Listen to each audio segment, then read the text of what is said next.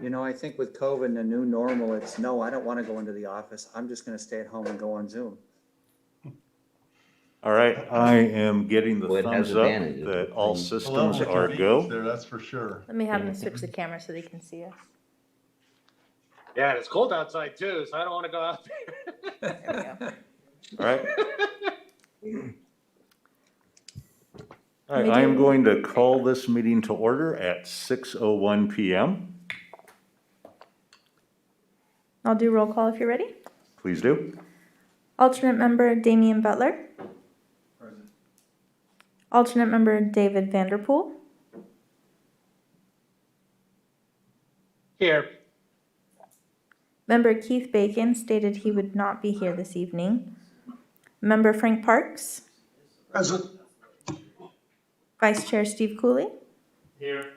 Chair Thomas Lemasters. Here. Treasurer Baron Janetti. Here. Councilmember David Fenn. Here. Councilmember Julio Martinez. Here. You mentioned one request for an absence. Are there more than one request for excused absence? No, sir. Thank you. Now I'll ask Vice Chair Steve Cooley to lead us in the Pledge of Allegiance. I pledge allegiance to the flag Of the United States of America.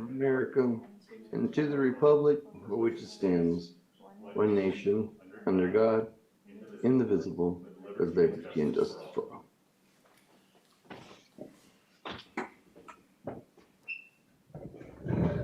Are there any adjustments to the agenda? None that I have. Hearing none, do we have a motion to approve? I'll make the motion. Motion by Vice Chair Cooley. Is there a second? I second it. Seconded by Treasurer Janetti. Clerk, please call the roll. Member Parks. Yes. Member Cooley. Yes. Member Lemasters. Yes. Treasurer Janetti. Yes. Councilmember Fenn. Yes. Councilmember Martinez. Yes. Next item, are there any conflict of interest disclosures?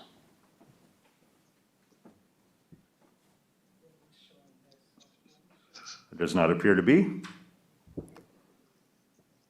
Clerk, are there any requests for public comment? I have no written comments. Jeff, do we have anyone on the line? No, there's no one on the line. All right, we'll move to item number 1 on the agenda, the approval of the minutes.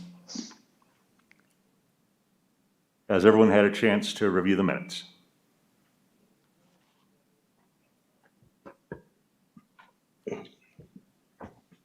Is there a motion to approve?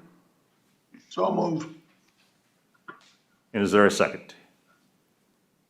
I'll second. Clerk, please call the roll. Member Parks. Yes. Member Cooley. Yes. Member Lemasters. Yes. Treasurer Janetti.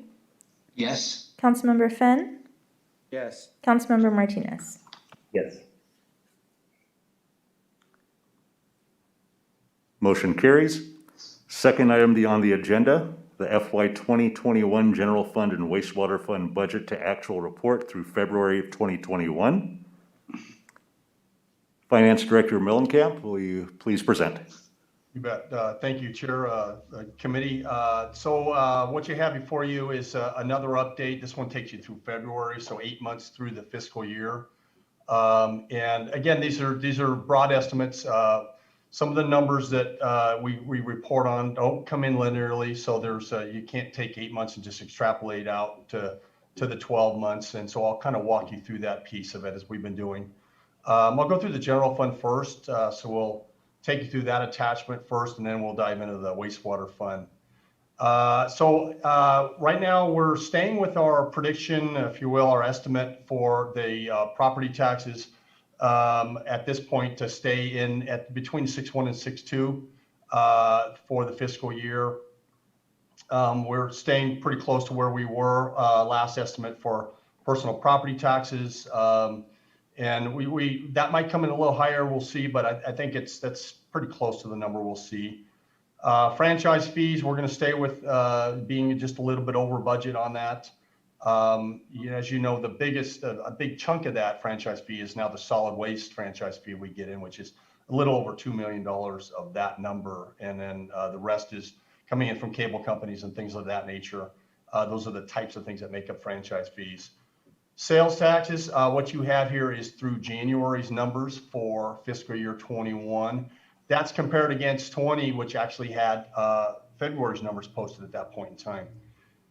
So you might think, well, we're going to be way in excess of our 20 numbers, but we had some significant one-time anomalies at the end of the year in fiscal year 20 that we don't expect to replicate again this year. So we're staying between 6.4, 6.5 as far as our overall estimate for sales tax. One of the biggest adjustments that we'll be taking to council is that our motor vehicle in lieu, which is actually tied to property taxes, is actually coming in somewhat higher than what we expected. Our first payment came in a couple $100,000 higher than we expected. Historically, those payments are equal to one another. So we're going to be bumping up that estimate somewhat, and that's what you see reflected here. Business licenses, again, we get a big chunk of the business licenses that come at the end of the year. So not entirely linear, but having said that, this number might even come in a little higher than the 335. So that might be a bit of a conservative estimate. When we get into the permitting activity and those numbers, our building permits are a little off. Talked to the city manager a bit about this. We have housing starts are off from what we've seen historically, even though very closely in line with the housing forecast that he's been working on for a number of years. And then we're just seeing a bit of a general softening in development activity on the permitting side. The inspection side is a little bit, it comes in a little bit after the permitting side because they pull their permits and then inspections happen as the developments are taking place. And so those numbers are actually up from our budget a little bit on the inspections and that side of the equation. Overall, we're a little under budget on the development activity as far as what we expected at the beginning of the year. Going back down through, I'm going to kind of just quickly, charges for services are generally off a little bit. And that's generally because the city still has some elements that are not fully open, not entirely full back to service, even though we've been, incrementally opening up. You still see some of those numbers off a little bit. And then going down to some of your other revenues, cost recovery is not linear. So you'll see that I'm forecasting we're still going to bring in a big chunk of that. Some of those monies come in near the end of the year. We actually bill out for our services near the end of the year. So we'll be seeing some of those monies come in later. Lastly, we do expect all of our transfers to come in. Investment income is actually down a little bit from what I projected last time, actually a fair amount, because the short-term interest rates in all of our money right now is in LAIF. And even though we have a good chunk of money in LAIF, the interest rates are down. I think we're only getting like 0.3% on LAIF. It's really low right now. So we're not getting a lot for our money. We are working with our investment advisors. I think we'll be able to bring them online and start the investment strategy by sometime in early to mid-April. We still are working through some of the logistics on cash flow analysis and also working through to get secured a custodial bank. So right now we have a couple of banks that we're working with to get some quotes from them. And so I expect that by the time we get to the next meeting, I'll be able to report that we're making good progress on that. But right now we're just working through some of those logistics. Getting to the expense side of the equation. So just to wrap up revenues, we are projecting revenues to come in at nearly 37 million this year, which is a bit up from the budget. And as you know, that budget was raised back in November when the city council met to consider some adjustments that we did there. As far as the personnel side of the equation, I think that 12.6 is actually a little bit high. I had actually made an adjustment that I didn't get to the spreadsheet. I think we'll probably come in at between 12.4 and 12.5 on that as far as your personnel costs. So there probably should be some additional savings. And then the benefits are probably tracking just a little bit high, but that's a pretty close number. So I think we might see a couple $100,000 off of that expenditure line item for personnel. With regard to operating costs, we're trending a bit low. The biggest thing I would point out is on contractual services, where we're trending quite low. If you looked at that on a linear basis, you'd think we'd spend under 5 million by year end.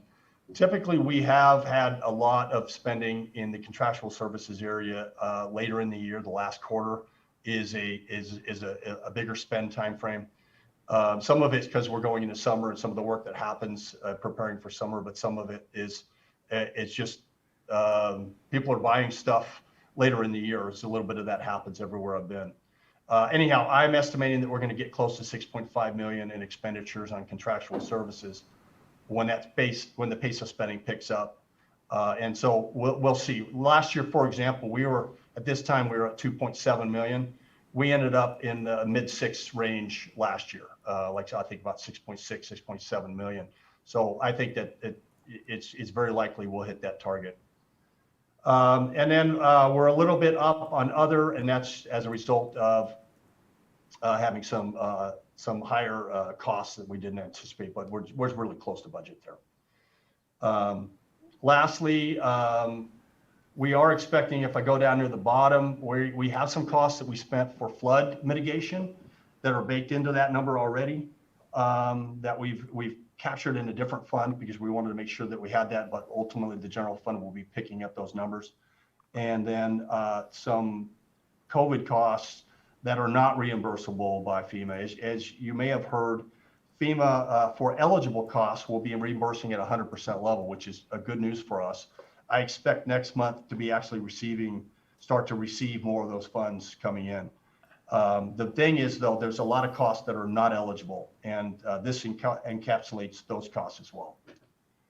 And the bottom line here for the general fund is good positive news. We're trending to have a surplus of, I would say, between 3.5 and 4.5, but I've got in my notes 3.6 and 4.3. I think that's the general range that we'll end up at. Right now, I'd say we're trending to the higher end of that range, and I'm happy to try and answer questions. I have a question that it is not particularly with the numbers. I'm curious, I don't understand how sales taxes are allocated. Are they dollars spent ties to the sales tax, or is there some algorithm that the state uses to distribute those? Yeah, well, each jurisdiction is somewhat different, because cities and jurisdictions can put on some special elements of a tax to the sales tax, but the baseline tax goes to support both the state, it supports schools, and it supports cities and counties. But so we get a portion of those sales taxes that come our way. But is it based on the sales that actually occur in the city, or is it allocated in some other method? Well, for anything where we have there's a bricks and mortar in the city where the sales transaction takes place at a location in the city, yeah, that's where the allocation is. The county pool is a wider thing, and this is like internet sales is what you call the county pool, and that's a little more complicated where the sales are allocated on a proportional basis. But there's been some recent changes in that where depending if sometimes if there's fulfillment centers that they can be, some of those can be the basis of where the fulfillment center is. Essentially what we've seen through COVID is our part of the county allocation has grown. Our percentage has grown a little bit, but the overall county pool has grown quite a bit. And so part of our revenue growth, a big part of it is in internet sales and the proportion that we get from that. Thank you.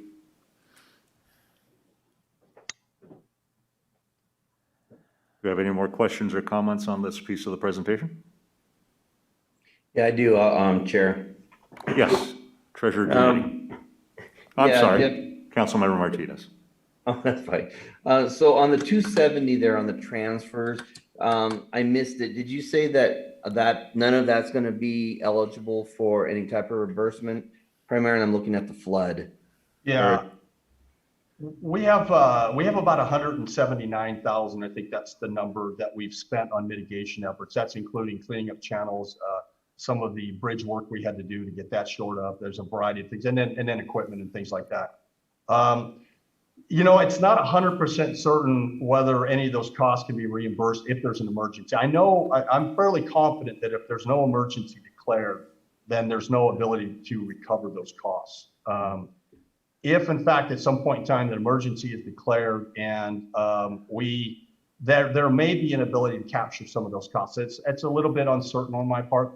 I don't know, Todd, do you have any feelings on that one way or another? My thought is that we certainly could apply for it and we're tracking it, but I usually it's costs that are subsequent to respond to the emergency as opposed to preparing for it. Yeah, it's kind of like it's insurance. You're paying for it just in case, to prepare. All right, that's fine. And I think that is correct. I think that's the way that I understand it as well. Only recoverable if there is, a declared emergency that you spent. I was just wondering if there was any other avenues that we could use for that, but we looked at some, but quite honestly, when we were looking at them, we were already having some risk and some danger of flood activity, and we couldn't wait for that to come on. It would have had to be stuff where we would have had to hold off on doing the things that we did for mitigation efforts because you couldn't get it retroactive. So there were some things we were looking at that might have paid for those, but we would have had to stop and wait. And as you know, back in December and January, we had some threats that we didn't want to wait on our preparations so we could secure that funding. And so it was a bit of a chicken and the egg on that one. yeah. All right. Well, that's good to know that at least you were looking into that. So we appreciate that. So that'll work. Thank you, Jeff. Thank you, Chair. Thank you. Any more questions on this portion of the presentation? Okay, well then I'll take you through the wastewater. I'll try and be a little quicker on this one. Basically, on the revenue side of the equation, our revenues come in, almost all of the revenues come in from service fees. And this is to residents, to businesses that utilize the sewer wastewater system. We get these in bi-monthly installments, so we get 6 payments over the year. The last 2 payments come in, they're grouped together around October, November, December. So we'll get 2 payments that will come very late in the year. Right now, we've got 3 payments in there, but we also have some refunds that were issued earlier in the year. So this number is not half of what we expect to get. It's a little less than half of what we expect to get. My guess is that we're tracking to somewhere in the 10.7 to 10.8 range at year end, in that range, depending a little bit on whether we've got some recoveries that have been coming in from some people that were businesses, quite honestly, that were delinquent. And we've got some recoveries that are coming in this year. So that'll bump our numbers up a little bit. So, your range is going to be probably in the 10.7, 10.8 range. I've got it at 10.8. I wouldn't be surprised if it's a little bit lower than that. I don't expect it to be a lot lower than that. You're going down to the expenses. We're expecting some vacancy savings there, and just some, we often have in the past budgeted at Top Step and things like that. We're trending a little bit lower on the expenses. We did hire some new staff that were authorized by the council again back in November, and those people have been hired now. So we expect that the pace of spending to pick up a little in the second half of the year. You've got some savings in your operating costs. I think the bigger savings you can see are in contractual services, where we're expecting a couple $100,000 or close to that in savings. We do have some overexpending in the utility side of the equation. Part of that is that we're running the old plant, running the new plant through part of this year, coming as the new plant was coming online, and so some of that is your extra cost. So right now, I'm expecting that to be at least $50,000 over budget. I projected a spend out of your contingency dollars here. I don't know if we will or not, but right now, for our purposes, that's the $100,000 you see under capital improvements. I've projected that spend out. We have not spent that yet, and we may not. But for conservative purposes, I'm projecting that money to be spent out. And then lastly, the transfers are all for capital projects, and the vast majority of this relates to the wastewater bonds, the interest and principal payments. And we do expect those things to all be spent out at this point in time, at least. So the bottom line is, I think on a conservative basis, you're $400,000 to $500,000 to the good in this fund at this point in time. This is the wastewater fund has proven to be, we're still dialing it in. There's still a lot of things going on with the new plant. And so I say at this point in time, because, things do happen. We've had just recently, we've had a few gaps that have happened with some of the lines collapsing and things like that, that they've had to go in and repair. And so as we're making the system solvent and totally steady again, there might be some unexpected costs. So right now, it's looking pretty good. I'll conclude my comments with that. Thank you, Director Mullenkamp. Are there any questions or comments on the second half of the presentation?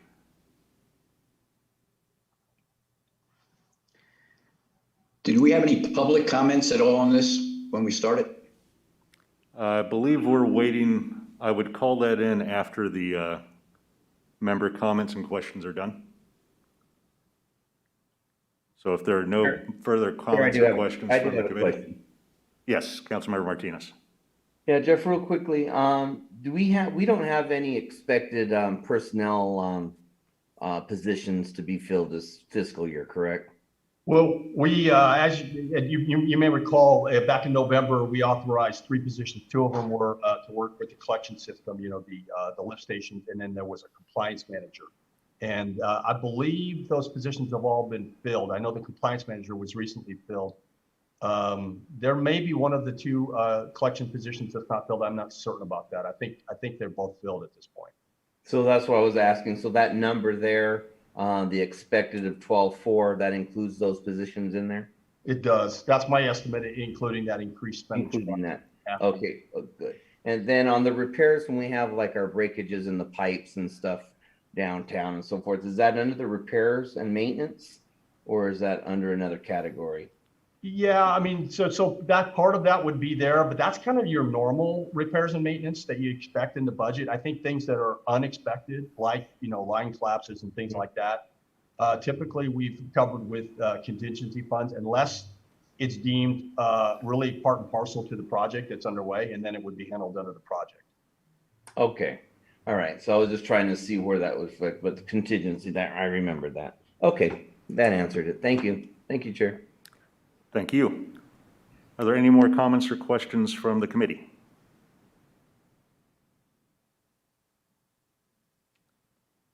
Hearing none, Clerk, are there any requests for comment from the public? I have no written comments. Jeff, do we have anyone on the line? No one on the line. Do we have a motion to accept and file these reports? I'll So make moved. said motion. I'll take the motion from Vice Chair Cooley. Is there a second? I'll second it. Second by Treasurer Janetti. So the motion is to receive and file these reports. Is there any desire to discuss or debate further? Hearing none, Clerk, please call the roll. Member Parks? Yes. Vice Chair Cooley? Yes. Chair LeMasters? Yes. Treasurer Janetti? Yes. Councilmember Fenn? Yes. Councilmember Martinez? Yes. Motion carries. Moving on to the next item on the agenda, internal control findings from FY 2020 audit, status update. Director Mullenkamp. Yeah, thank you, Chair. So the committee had wanted to get updates on this, and right now we're doing this at every meeting. I'm pleased to say that I think after the next meeting, we'll be able to narrow this down to one finding, and that's your last finding. And as I mentioned, that will probably be sometime in the summer before we actually make that one whole. But I'll go through kind of where we are on the first one, which is segregation of duties related to cash disbursements. And I've kind of updated it in blue, if that helps you a little bit to put your eyes on it. So now, one of my best tools is I can go into the finance system and I can run an audit log to see who has done transactional activity. In this case, who has either updated or added any new vendors, or either modified or added a vendor.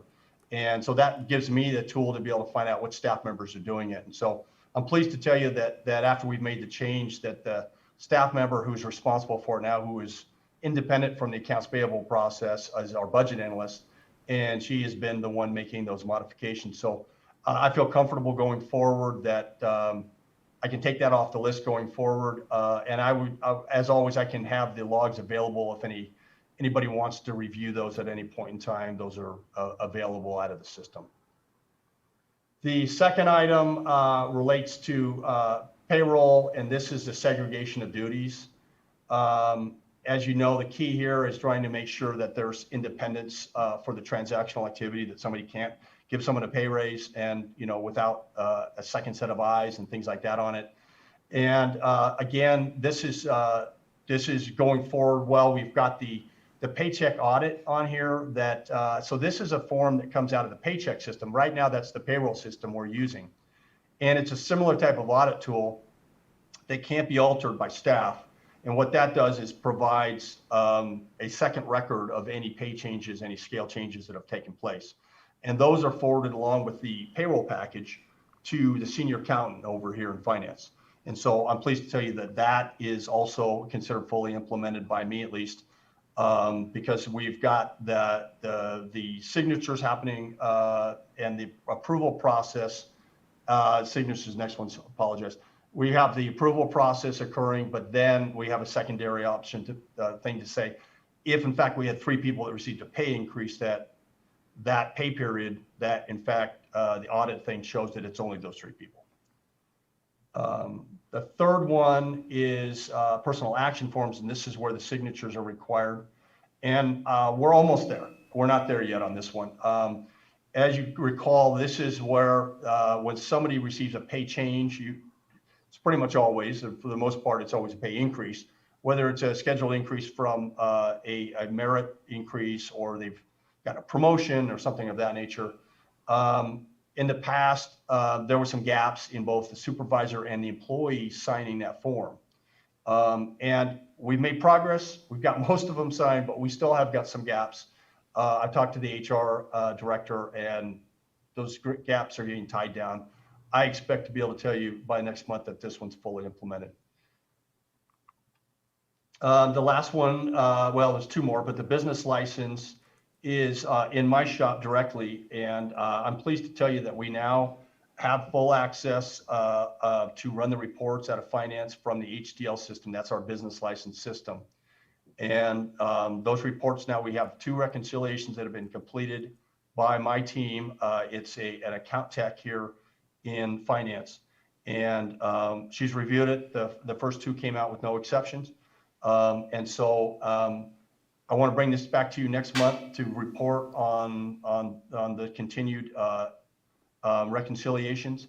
And if those are clean, then I would intend to take this one off the list as well.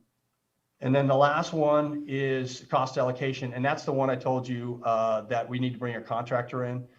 We've been kicking the tires on that. It's in my budget request to fund that. And so I'm hopeful that we'll have some bids, some quotes, and be able to hit the ground running early in the summertime. And that's my report. Thank you, Director Mullenkamp. Are there any questions or comments from committee members?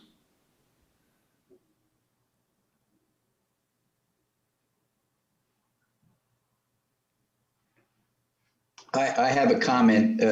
Now that we hear these are all pretty much going in a positive direction, except for the last one, which is going to take a little longer. Mr. Chair, I'd recommend that somebody from the Finance Audit Committee go in and review what Jeff has told us, so we could have a hands-on look at it, just to satisfy that everything is in order, as he said. And is that, with that being recommended, is that something that we should assign to the subcommittee?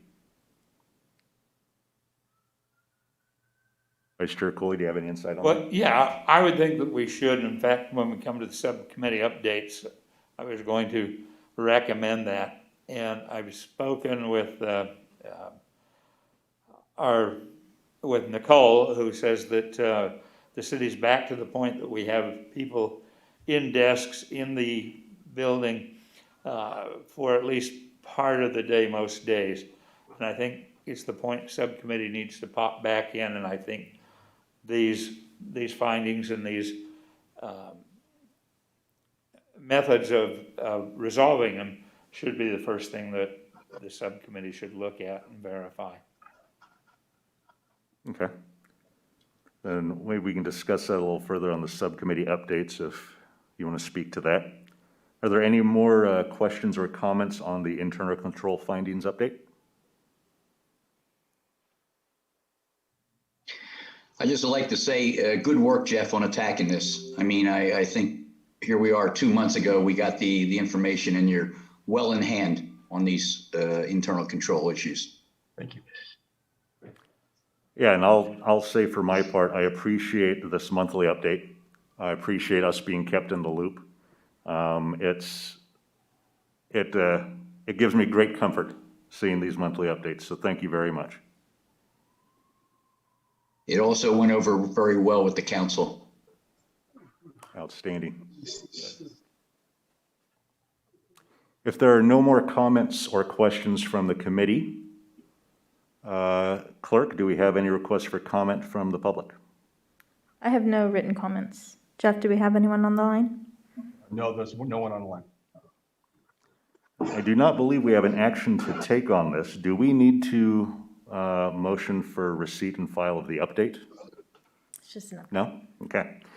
So we'll move on to the next item on the agenda, which is the subcommittee updates. Vice Chair Cooley or Treasurer Janetti, do you have anything to update? I think the comment that was made about these findings and the actions has been spoken to. I do think that it's time to plug back in. We've been nearly a year and we haven't had the ability to check on some of the things, other findings from the past, verification that all the bank recs are done in a timely manner, those types of things. I think we need to stop and plug back into those. We have some new members. I think if there are any new members that are interested in assisting with that subcommittee, that perhaps we should open up and ask for anybody who may be willing to do that, give us some information as to their background and their time commitments. And maybe that's something that we should put on future agenda items, kind of get this subcommittee back functioning and figure out exactly what's going on. Barry and I were starting to get a good run and get some things done when COVID hit us. And you know, your input on that, Barry, what do you think? I agree. I mean, our hands have been tied for the last year on all the subcommittee activities that we were doing. Everything came to a screeching halt. So I think picking that back up again is a good sign. And this is an area that one of the areas of high importance the last time, Steve, that we were working on. So what do we need to do to get this for a future agenda item to put these back in place and start functioning again? Do we need any kind of an action to do that, or can we simply request that they be put on the agenda? It can just be put if there's a consensus for it. Okay. We can speak to that on the future agenda items then. Yes. Yeah, and I think it's important that we have it because, Mr. Chair, you're going to have to appoint some people. We have a whole new team of folks here to be able to participate. Right. Is there anything else on the subcommittee updates? Any questions from the rest of the committee to the subcommittee? Clerk, are there any requests for public comment on the matter? I have no written comments. And there's nobody on the phone. Very well. We'll move on then to the next item on the agenda, future agenda items. Vice Chair Cooley has brought up the idea of discussing new members to the subcommittee. Perhaps, would it be possible to place that on our next committee agenda? Yeah, I can bring back the list of the subcommittees and their assignments from the last time. Okay. We can review that at the next meeting. Does anyone have anything else under future agenda items they'd like to raise?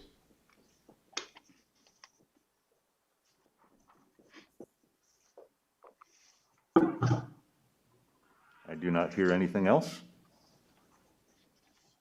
Any requests for public comment?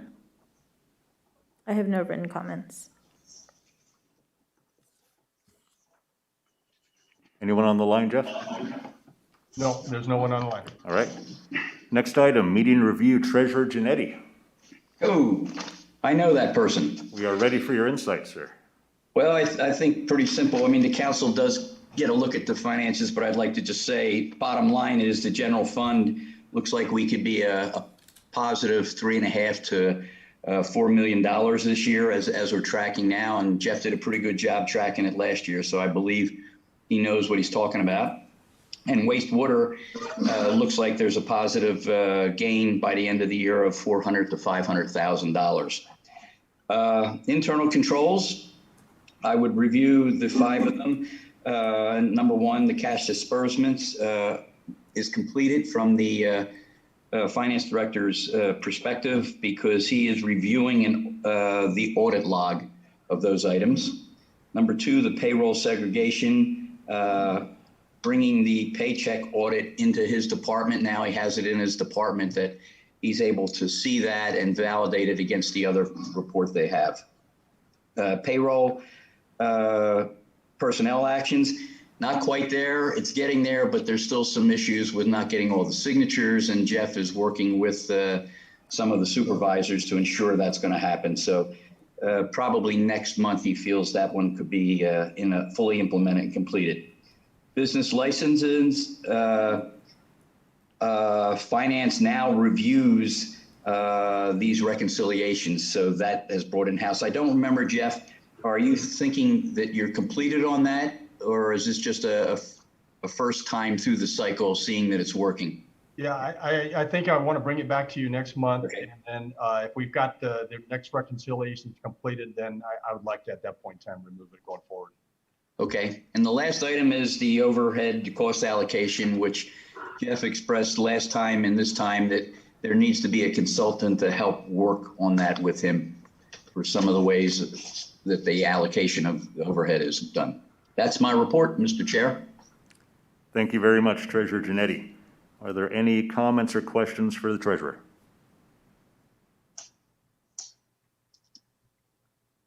I hear none from the committee. Any public comments, Nicole? I have no written comments. Jeff, anyone on the line? Any comments for the treasurer? No one online.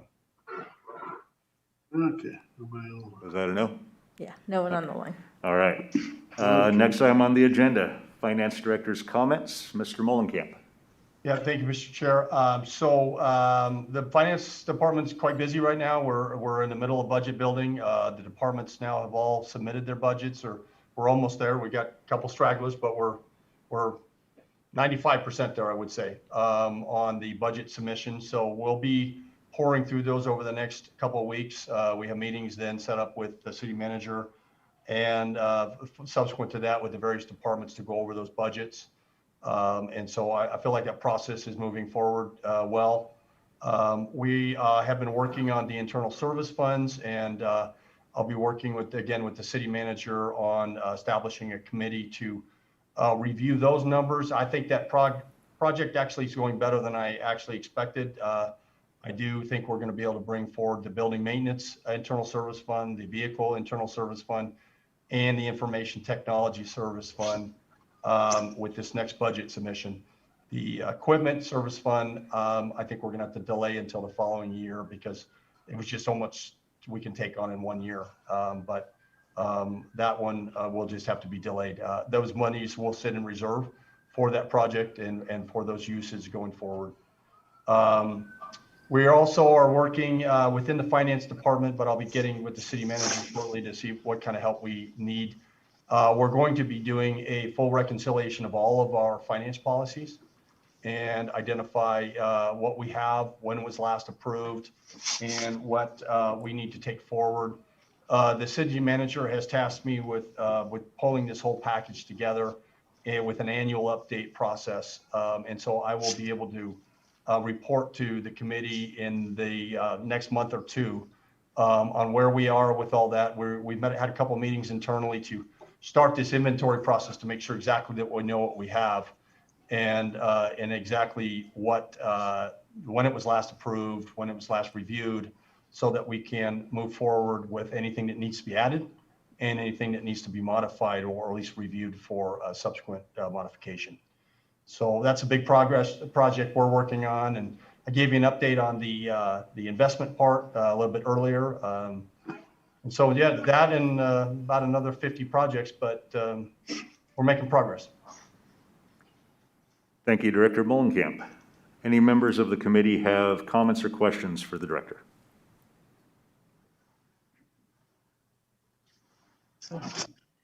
Yes, Councilmember Fenn. Yes, thank you, Jeff.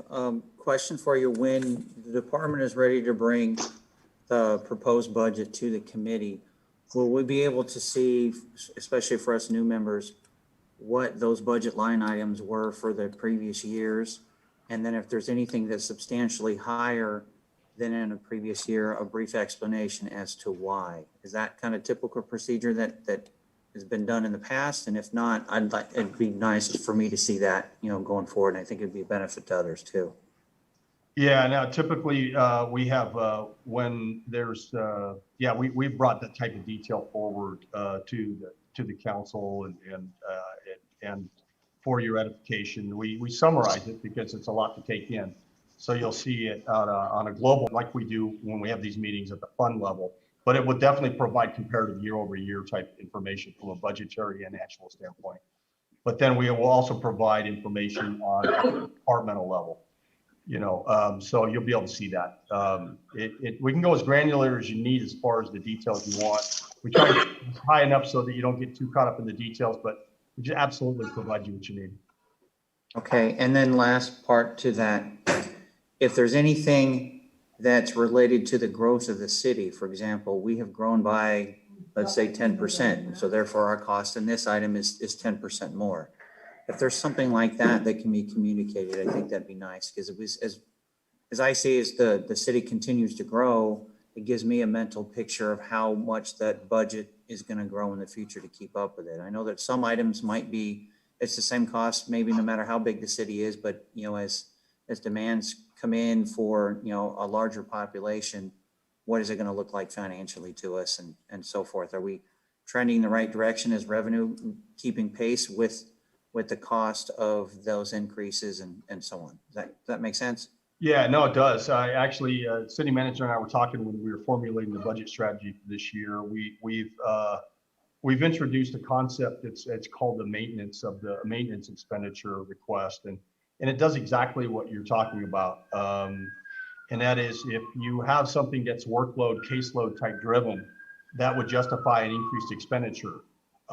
Whether it's population growth, whether it's growth in the facilities you need to maintain, number of miles of streets that you are maintaining, things of that nature, that the actual growth justifies increased costs or warrants it, maybe even necessitates it, that we would put that into a bucket so you can see what that looks like, as opposed to something that's brand new, which would be an enhancement. That we want to expand our service array, we want to do something new that we didn't previously do. That would be more of an enhancement. So you'll be able to see those separated out. Okay, very good. Okay, thank you. I'm done. Thank you, Councilmember Fenn. Are there any other questions or comments for Director Mullenkamp? None from the committee. Nicole, is there anything from the public? No, sir. No written comments. And nobody on the phone. Thank you very much. Then if there's no objection, I will declare this meeting adjourned at 6:46 p.m. Thank you, everybody. Thank you, Chair. Thank you, everyone. Thank you. Thank you, folks. Have a great evening. Later, Todd, for the third time.